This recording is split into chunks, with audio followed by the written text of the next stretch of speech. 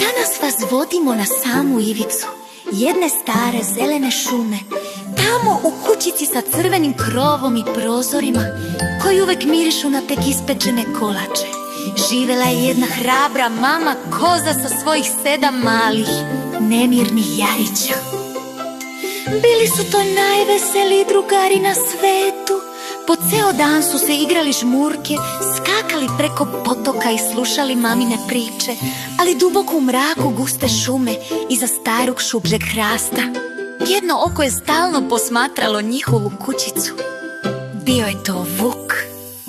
Hajde da vidimo šta se desilo onoga jutra kada je mama koza krenula u nabavku, a jarići ostali sami.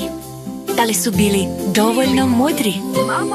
Mili moji, mama mora do pijace, reče mama koza.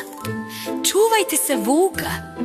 Glas mu je hratav, a šape crne kao ugalj. Zaključajte vrata i ne mrdajte. Ne brini, mamice, mi smo pametne glavice. Mama, srećan put. I čim je mama zamakla iza brda, kuc, kuc, kuc, odjeknulo je na vratima. Otvorite, dečice, to je vaša majka. Donela sam vam svakome po jednu slatku jabuku. Odlazi, Vuče, ti nisi naša mama. Ti imaš ružan i hrapav glas. Naša mama peva kao Slavuj. Ti si Vuk, odlazi. Grrr, nećete me tako lako pobediti. Moram da izbelim šape i idem do starog mlina. Vuk je otrčao do vodenice gde je radio mlinar Sivi magarac. Slušaj ovamo, magarče, izbeli mi šape svojim najbeljim brašnom odmah, ili ću te pojesti. Iha, polako, gospodine Vuče, evo, bela šapa za vas, čista kao sneg, samo izvolite. Iha! Ali Vuk je znao da mu je glas i dalje grub, zato je otrčao duboko u šumu kod starog meda koji je čuvao košnice. Dobri Medo, daj mi malo tvog najboljeg meda, grlo me boli, moram da ga ublažim. Evo ti, Vuče, uzmi med, on leči svako grlo i čini glas slatkim kao pesma ptičice. Vuk je pojeo sav med, sada su mu šape bile bele, a glas sladak i tanak vratio se do kućice i tiho pokucao. Kuc, kuc, mili moji, pogledajte moju belu šapu na prozoru. Vaša majka se vratila sa pijace. Gledaj, šapa je bela kao mleko i glas je trakonežan. To je naša mama! Otvaraj brzo! Ali čim su se vrata otvorila, Vuk je uleteo kao oluja. Jarići su bežali na sve strane, ali Vuk ih je sve pronašao.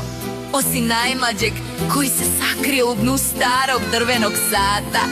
Vuk je onda otišao na livadu i zaspao ubrzo. Mama koza se vratila i zatekla širom otvorena vrata. O ne, moja kućica je prazna. Jarići moji, gde ste? Gde su moja deca?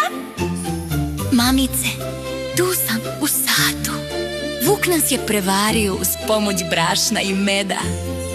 Hrabra mama nije gubila ni trena. Uzela je makaze i otišla do potoka. Dok je Vuk hrkao da se cela šuma tresla, ona mu je rasekla stomak, spasila Jarića i napunila ga teškim kamenjem. Što mi je težak ovaj ručak. Kamenje mi u stomaku udara i lupa. Idem brzo da pijem vode. Ura! Vuk je pao u potok. Slobodni smo. Živjeli Jarići i naša hrabra mama. Ura! Vuk je pao u potok. Slobodni smo. Živjeli Jarići i naša hrabra mama. Ura! Vuk je pao u potok. Ura! Vuk je pao u potok. Ura, ura! Vuk je pao u potok. Slobodni smo. Ura! Vuk je pao u potok. Ura! Vuk je pao u potok. Ura! Ne brini, Vuk je pao pametne potok, glavice. slobodni smo. Živeli Jarići i naša hrabra mama. Ura, Vuk je pao potok, slobodni smo. Ura! Dobrodošli u priču o 7 nestašnih malih Jarića i jednom vrlo gladnom vuku. Deco moja, moram ići u šumu.